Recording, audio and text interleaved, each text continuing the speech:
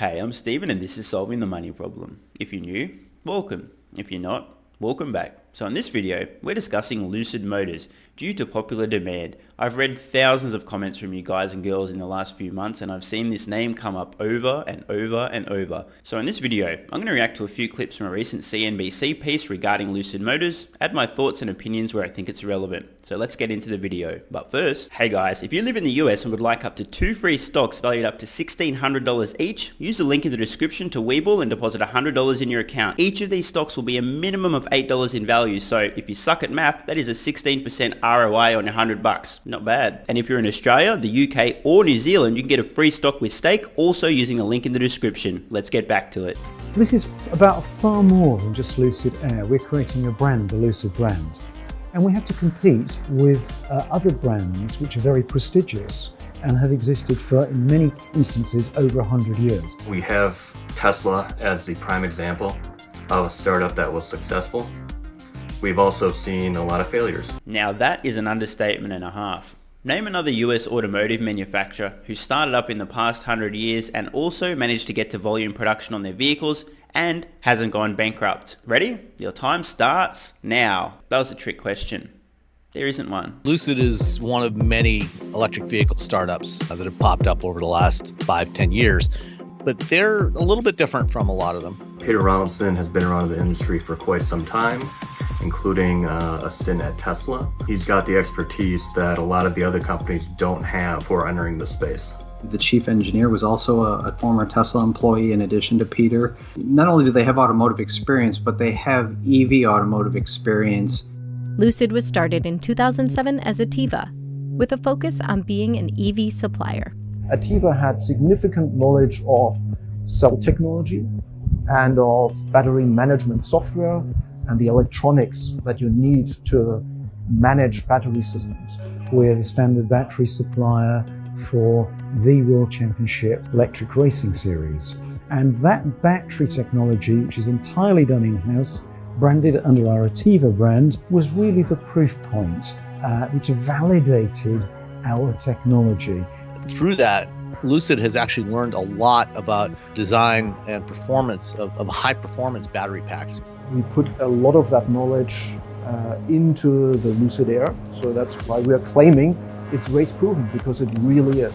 So a couple of points here. The first of which is that Lucid actually does have genuine experience assembling battery packs, thermally managing battery packs, and this is very important. The fact that their technology has been used in the EV Formula 1 is awesome. It puts them leaps and bounds ahead of most other EV startups, but it's still not going to be easy. And let's be honest, and give credit where it's due. Lucid are very smart for milking Peter Rawlinson. Ex-Tesla, oh okay cool, so he's from Tesla, the people that are making the world's best EVs now, let's use that heavily.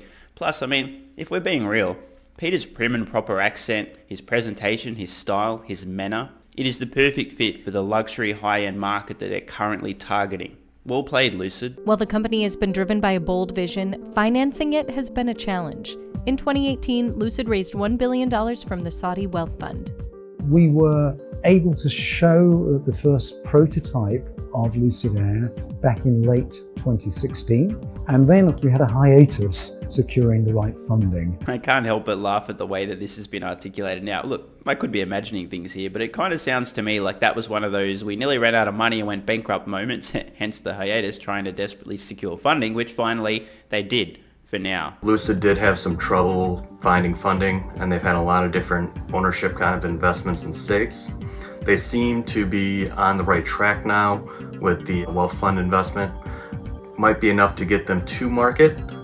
Lucid is going after the luxury market first, similar to what Tesla did with the Roadster. If you look at the space for luxury sedans, it's worth $100 billion worldwide. If you wanted to buy an electric luxury car in that space, there isn't one available. So we're going directly into that white space with Lucid Air.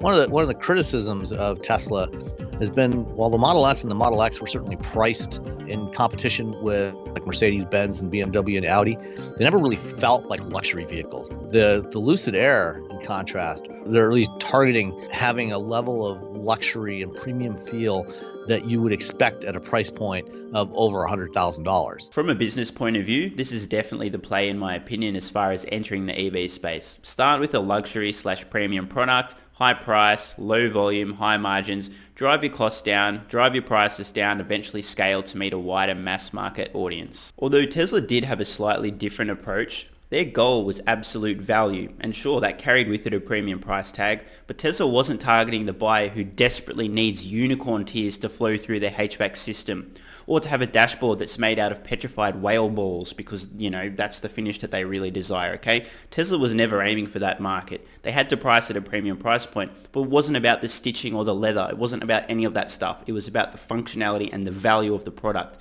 So Lucid's targeting people that care about stuff that I personally give literally zero fucks about. The aesthetics, the luxury finishes, all of those kind of things. And there's definitely a market there. But just to be clear, I personally don't believe that Lucid is following Tesla's model completely. They're targeting different buyers initially.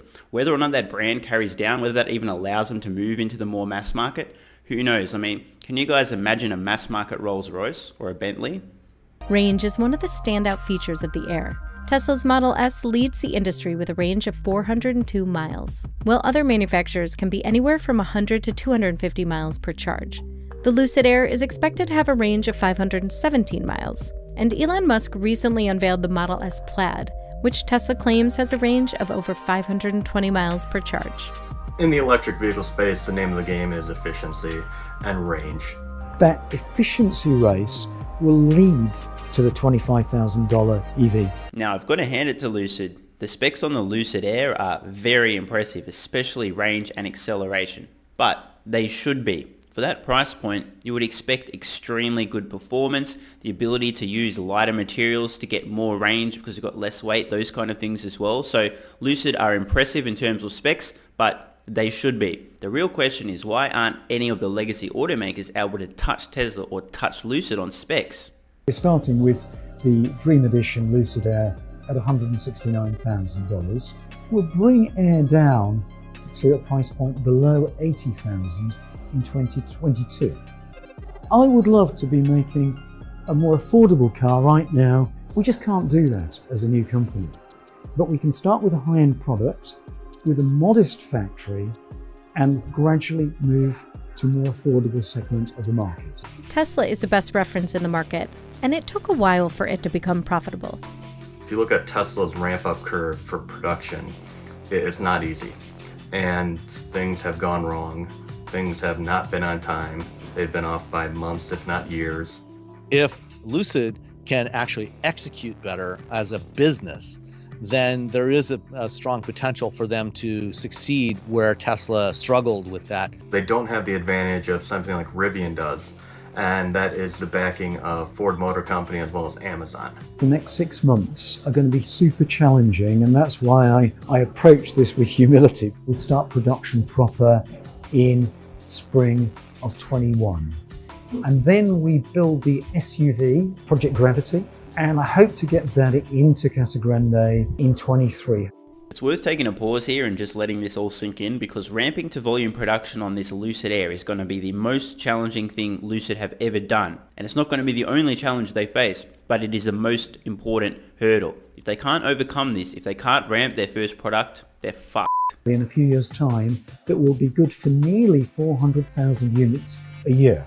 So there's a 4-phase plan to get there, and we're just about close to completing the first phase now, which will get us to a factory which is good for 34,000 units a year. And then we'll go to Europe right at the end of 21 into early 22, and then hit China in 22, because that's the big prize, the largest market in the world. It's a very positive sign that Lucid are aiming to get into the Chinese EV market by around 2022. It is the world's largest EV market, the world's most mature EV market, and a huge government incentive and massive push to get everybody off internal combustion engine vehicles. So it's very smart that they're talking about China. It's very intelligent that they're planning to enter China, and where they're positioned, prestigious, luxury, high-end, they're actually going to have some appeal, because there's no way on earth you can compete as a foreign automaker with a local Chinese automotive manufacturer making EVs. You can't compete on price, but you can compete on value and intangibles like brand, prestige, status, etc. Tesla's winning clearly on value,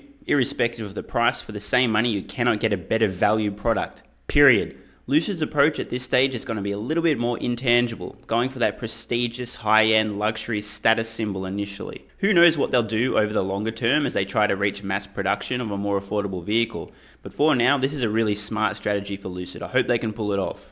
Some of the vehicle configurations Lucid has planned may appeal to the customers there. A lot of customers there during the week when they're going to the office, they'll hire a driver to drive them around, and then on the weekends they'll drive it themselves. And so what you find in the Chinese market is a lot of manufacturers will actually offer special versions of their premium vehicles specifically for China that have a longer wheelbase and more rear seat legroom. Again, I think this is a very smart play from Lucid. Given the target market and the volumes, they're talking stage 1, 35,000 Lucid Airs per year. I think that this rear style executive seating arrangement is actually a very smart play because there's going to be enough people, especially in the Chinese market, who opt for this, that it's going to have a unique appeal.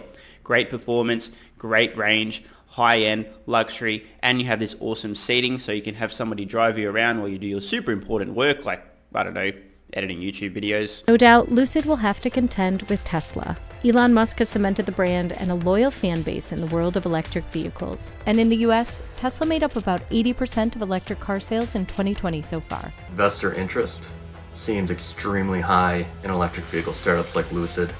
A lot of that has been the Tesla effect and also the fear of missing out.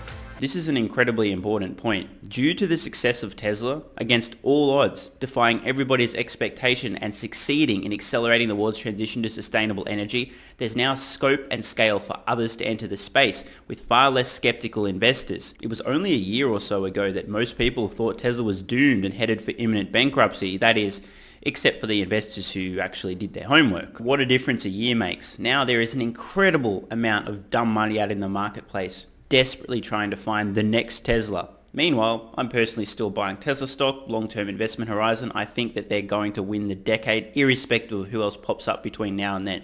Just for the record, if Lucid were to IPO tomorrow, I would not be buying the stock. I'd be keeping an eye on it, however. At the moment, I think there's far too many fools trying to chase the next Tesla instead of actually thinking about what they're investing in. And this is way too early for me personally to have confidence in Lucid's ability to execute. But should they get to volume production? Maybe in the future there's some potential here. I think their business model is smart. They're basically copying Tesla. Start at the high end, move down, and also offer battery storage solutions. So the business model's there. The question is, can they execute? And that is a big question. We're achieving incredible performance from our cars, not through humongous battery packs, not through low-tech solutions, but through high-tech endeavors. That's what's really going to change the world. And this needs to be a true technology race, and Lucid is in it. I think this is a great place to wrap up on. Now, Peter's right in that this is a technology race, and it's also awesome to see that now Lucid has finally made it to the starting block. Of course, Tesla's been lapping everybody in this race for years, so it's not like anybody's running them down. The big question that I have is, where are the legacy automakers? They're not even on the starting blocks. And despite the fact that Lucid has enormous execution risk ahead of them, the early signs are that they're in a better position than any of the legacy automakers to actually succeed in terms of getting EVs to volume production. That is a scary and impressive thought, but as I said earlier, it's still far too early for me to be interested in investing in this company. If they IPO towards the point where they're trying to get a mass market vehicle into production, we'll revisit Lucid Motors again. Until then, I wish them all the best. I'm Stephen Mark Ryan, this is Solving the Money Problem, and I love you all. And don't forget your free stocks with WeBull and Stake using the links below. Open a new WeBull account, deposit $100 and you'll get 2 free stocks valued up to $1,600. And Stake, spin the roulette wheel, you'll either get Nike, GoPro or Dropbox. Thanks so much for watching. Let me know your thoughts in the comments below. And of course, if you have any ideas for future videos, let me know. I read all your comments. P.S. If you're still watching, you're awesome. If you'd like early access, exclusive videos, regular Q&As, our private Discord server and more, consider supporting the channel at patreon.com/solvingthemoneyproblem so I can keep creating content for you guys. There's a link in the description. You can now also become a member of the channel for some exclusive perks. To learn more, click the join button next to subscribe. And don't forget to check out our merch store. Either way, the best form of support is you being here and watching, so thanks again.